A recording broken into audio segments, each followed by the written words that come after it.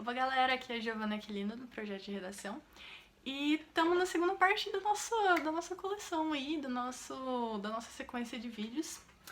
E aqui vamos falar um pouco sobre como argumentar. Nós tínhamos conversado principalmente sobre o que é a dissertação, o que é a argumentação, e a gente chegou a falar que na redação do Enem você vai ter sempre um problema, você vai ter sempre algo no tema que deve ser problematizado.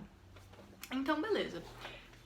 Vamos passar aqui sobre algumas coisas, alguns elementos que a gente tem que tratar na hora de argumentar, tá bom?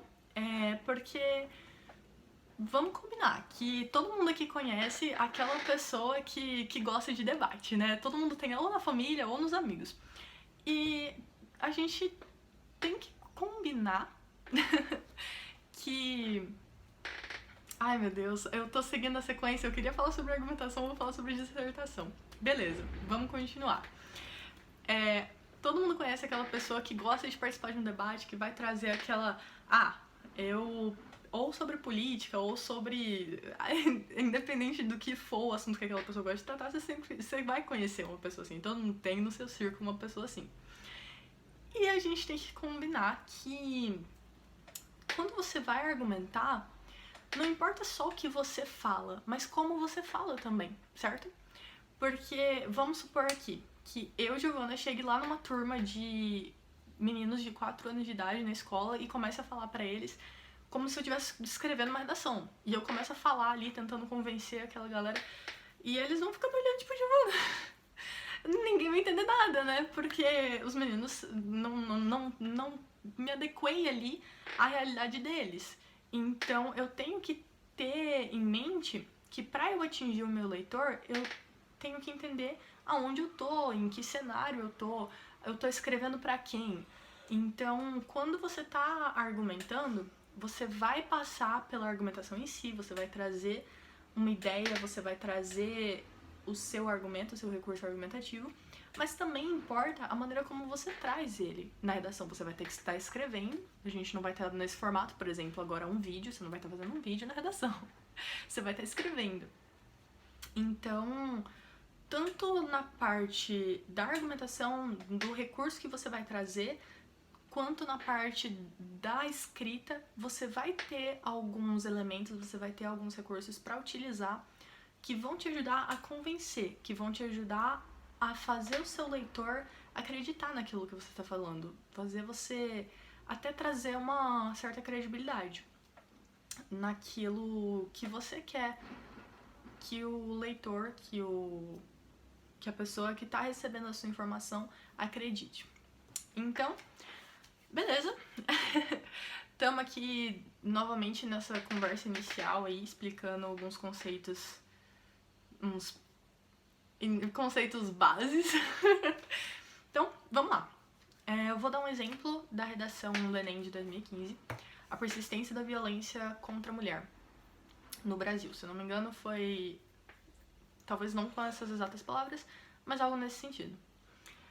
O que eu posso fazer, Giovana? Eu posso chegar lá na redação e escrever o tanto que eu quiser?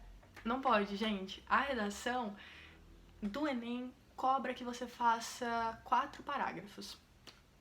Beleza, Giovana, 4 parágrafos. Eu posso falar o que eu quiser nos 4 parágrafos? Galera, a estrutura é quadradinha. Você vai ter que passar... No primeiro parágrafo você vai ter que introduzir, nos próximos 2 você vai ter que desenvolver e no último você vai concluir. Eu juro que eu escrevi isso aqui como argumentar e eu ia falar sobre a argumentação, mas eu tô querendo muito conversar com vocês sobre a dissertação em si. Sobre o que é o dissertar, sobre a estrutura, sobre a escrita. Então, fazer o quê? Siga, Giovana. Beleza, gente. Tendo em mente que você vai ter que dissertar, você vai ter que argumentar, você vai ter que começar o seu texto explicando algumas coisas para o seu leitor.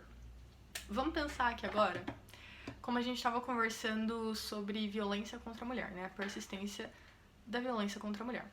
Giovana, que recurso eu posso fazer para dar um contexto para o meu leitor? é necessário eu trazer um contexto? É necessário eu explicar um cenário ali antes de eu falar realmente o meu problema? Exatamente, sim, é necessário, você vai ter que passar por isso. E eu vou dar um exemplo de como isso se daria em outro lugar, não na redação. Vamos supor que você está assistindo um filme. O filme é de romance, supondo. Vai começar com o casal já apaixonado, com a história já, assim, falando da família deles, eles conhecendo a família.